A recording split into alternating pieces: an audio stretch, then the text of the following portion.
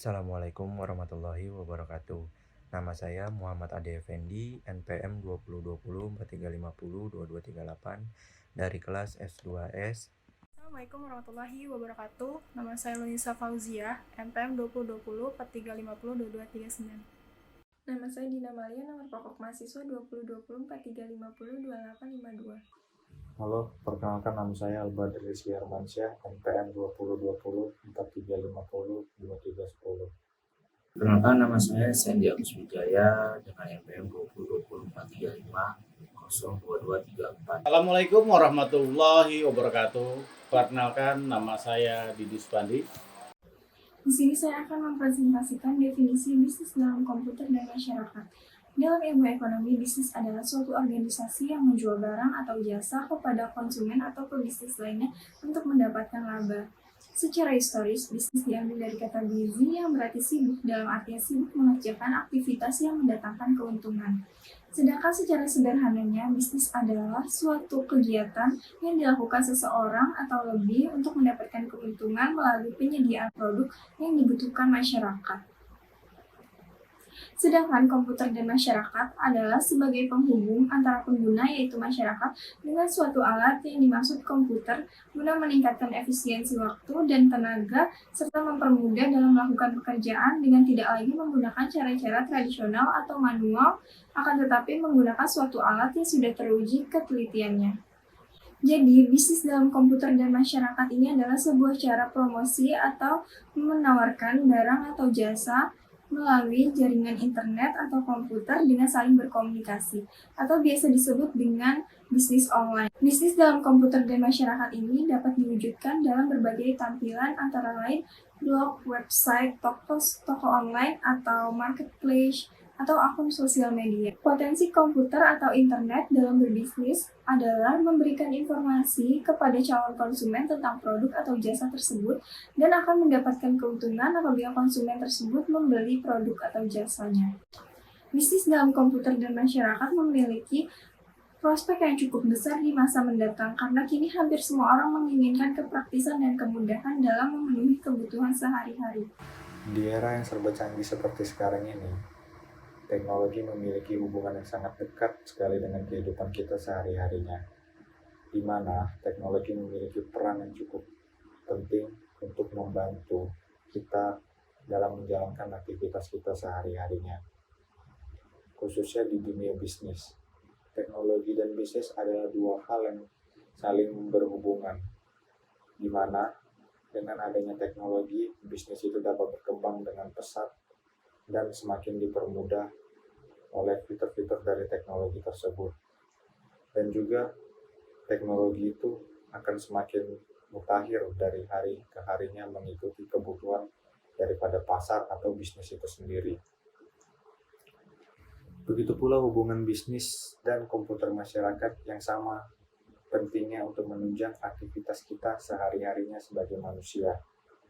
Berikut adalah beberapa peran teknologi dalam menunjang aktivitas bisnis. 6 peran penting teknologi informasi dalam bisnis. Yang pertama, mempermudah cara komunikasi. Bagi banyak perusahaan, email adalah sarana utama komunikasi antara karyawan, pemasok, dan pelanggan. Email adalah salah satu pendorong awal internet. Penggunaannya sangat mudah dan relatif jauh lebih murah jika dibandingkan dengan fax email untuk berkomunikasi. Selama bertahun-tahun, sejumlah alat komunikasi lainnya juga berkembang yang memungkinkan para staf untuk saling berkomunikasi dengan menggunakan sistem chatting, alat pertemuan online dengan sistem konferensi video seperti webinar, voice over internet protocol atau VoIP, dan masih banyak lagi lainnya. Yang kedua, memberikan pengetahuan dan sumber informasi.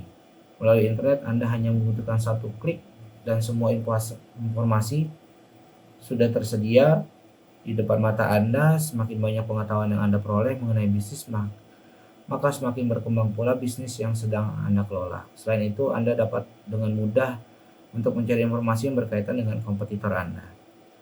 Yang ketiga, manajemen data. Deretan lembar arsip yang berisikan dokumen-dokumen perusahaan sekarang sudah tidak terlalu dibutuhkan lagi oleh beberapa perusahaan. Dengan adanya database, saat ini sebagian besar perusahaan menyimpan versi digital dari dokumen pada server dan perangkat penyimpanan. Dokumen-dokumen ini menjadi langsung tersedia bagi semua orang di perusahaan terlepas dari lokasi geografis mereka. Perusahaan yang mampu menyimpan dan memelihara sejumlah besar data historis secara ekonomis, dan karyawan dapat mengakses langsung dokumen yang mereka butuhkan. Sistem informasi manajemen menyimpan data hanya menguntungkan jika data yang dapat digunakan secara efektif. Perusahaan progresif menggunakan data itu sebagai bagian dari proses perencanaan strategis serta pelaksanaan taktis dari strategi itu. Sistem informasi manajemen memungkinkan perusahaan untuk melacak data penjualan, biaya, dan tingkat produktivitas. Informasi ini dapat digunakan untuk melacak profitabilitas dari waktu ke waktu, memaksimalkan laba atas investasi, dan mengidentifikasi bidang yang perlu perbaikan. Manajemen dapat melacak penjualan setiap hari yang memungkinkan mereka untuk segera bereaksi terhadap angka yang lebih rendah dari perkiraan dengan meningkatkan produktivitas karyawan atau mengurangi biaya item. Kelima, Customer Relationship Management. Perusahaan menggunakan teknologi informasi untuk memperbaiki cara mereka merancang dan mengelola hubungan terhadap pelanggan. Customer Relationship Management atau yang biasa disingkat CRM, sebuah sistem yang dapat menangkap setiap interaksi perusahaan terhadap para pelanggan, sehingga terdapat data kronologis pelanggan jika sewaktu-waktu dibutuhkan. Mengenai informasi pengiriman barang yang ia pesan, dengan adanya CRM, staf perusahaan dapat segera memberitahukan keberadaan barang pesanan pelanggan. Karena seluruh interaksi disimpan dalam sistem CRM, pelanggan pun menjadi tenang karena mendapat pelayanan yang memuaskan. Hal ini memberikan keuntungan bagi perusahaan sehingga dapat lebih meningkatkan kinerja terhadap produktivitas. Yang keenam, aktivitas bisnis selama 24 jam. Dengan adanya perkembangan teknologi informasi sangat membantu para pelaku bisnis untuk melakukan aktivitas jual beli selama 24 jam. Tidak seperti toko offline yang segala aktivitasnya sangat dibatasi oleh ruang dan waktu. Seiring dengan berkembang pesatnya ilmu pengetahuan dan teknologi, para pelaku IT mulai gencar memanfaatkan kemajuan tersebut.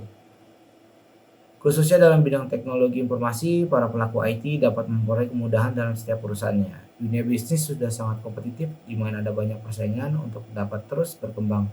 Diperlukan kreativitas, kegigihan, dan pengetahuan yang maju agar bisa bersaing di dalamnya. Melihat banyaknya fungsi yang diperoleh dari teknologi informasi, sangat jelas kalau kita akan sangat membutuhkannya. Media pendukung seperti pemesanan e-ticketing atau electronic ticketing adalah suatu cara untuk mendokumentasikan proses penjualan dari aktivitas perjalanan pelanggan tanpa harus mengeluarkan dokumen berharga secara fisik ataupun paper ticket. E-ticket memudahkan konsumen untuk membeli tiket untuk berbagai semua cara dari satu situs web. Tiket dapat dibeli dengan uang tunai, cek, atau kartu debit. Contoh e-ticketing dalam pemesanan tiket pesawat, tur, serta hotel yaitu Traveloka dan Tiket.com. Selanjutnya, media pendukung lainnya seperti Tokopedia. Website ini menjual berbagai macam seperti barang elektronik, peralatan kantor, peralatan rumah tangga, peralatan olahraga, kosmetik, perlengkapan bayi, dan lain-lain. Dan juga sudah termasuk pengiriman barangnya, jadi kita tidak perlu lagi jauh-jauh untuk pergi ke mall. Dan dengan didukung oleh adanya mobile banking, menjadikan transaksi pada e-commerce tersebut menjadi lebih mudah.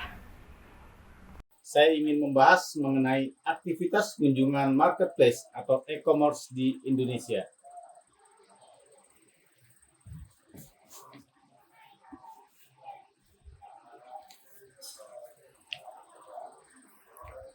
Bicara e-commerce pasti tidak jauh dari sebuah statistik.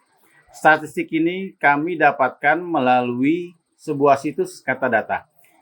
Katadata adalah perusahaan media dan riset berita terkini ekonomi dan bisnis Indonesia yang memadukan kekuatan jurnalistik dan ketajaman analisis.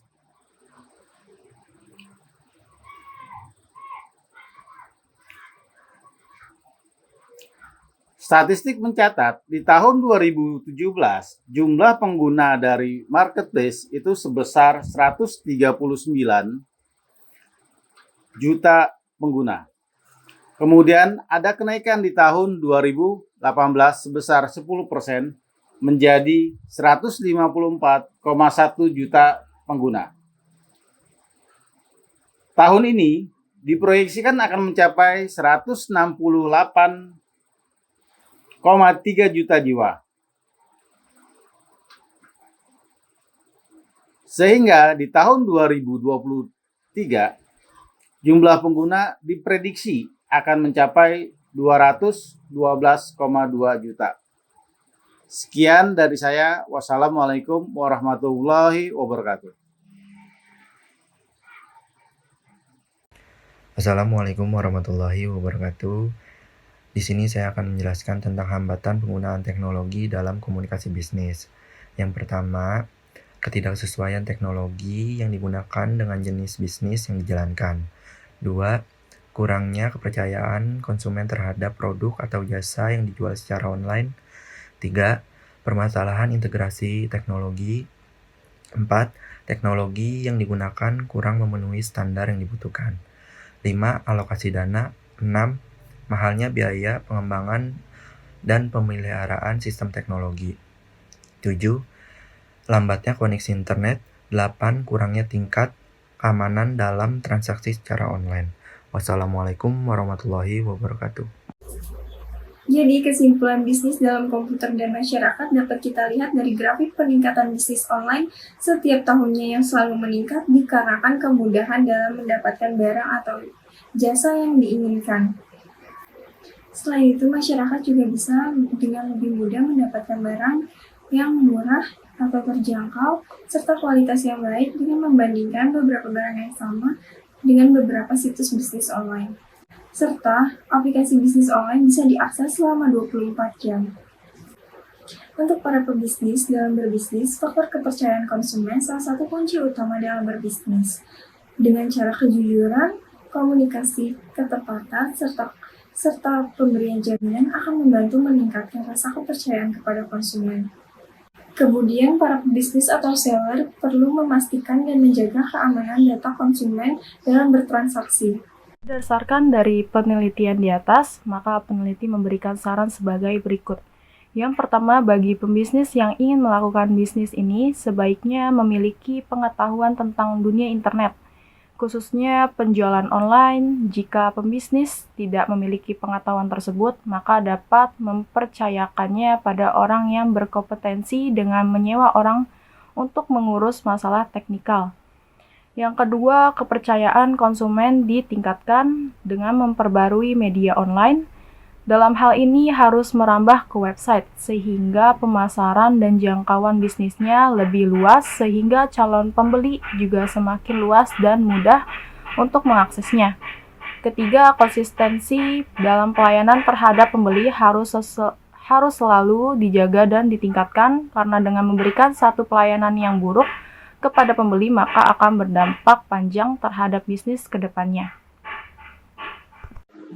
Berikutnya adalah iklan yang ditampilkan harus sesuai dengan keadaan yang sebenar-benarnya.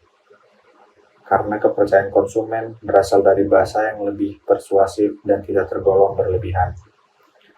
Bagi peneliti selanjutnya, disarankan untuk melakukan penelitian konsumen terhadap online shop yang lebih terkenal.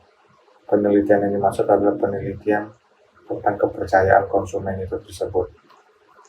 Dan yang terakhir adalah tampilan website harus disesuaikan dengan target pasar yang dituju. Misal, target pasar yang dituju adalah kelas dengan skala sosial menengah ke atas, maka website yang dibuat harus elegan dengan tetap mencantumkan informasi barang sedetail-detail dan sebenar-benarnya.